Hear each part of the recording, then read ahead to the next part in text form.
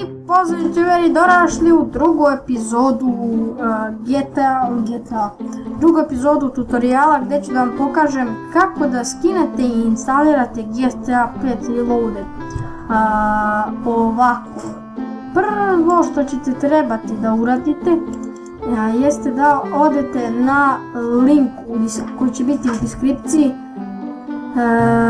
To je ovaj ovdje gore link, znači na njega ćete otići i uzet ćete ovako, pisat će vam ovo click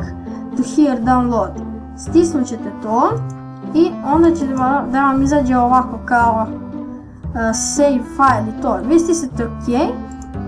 i nakon toga samo na torrent, ono kada vam se skine i onda idete na onu običnu instalaciju i idete normalno next, sve dok to ne instalirate. Mislim, ono prosto je da se instalira, GTA 5 100% radi,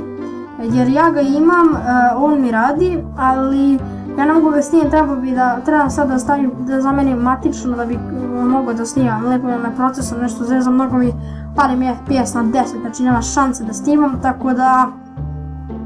GTA 5 100% radi, ja ga igram, ali ga ne radim, ne mogu ga snimam. I izvinjavam se što dugo nije bilo klipova, tako da to bi bilo to što se tiče ovog klipa. Ako vam se svidao, naravno bacite like, share i subscribe, puno bi mi značilo subscribe zato što trenutno imam 65, ali želim do kraja leta da pređem 100 sapa, tako da to je bilo to, ovo je više nekih najzih epizoda. Pozdrav!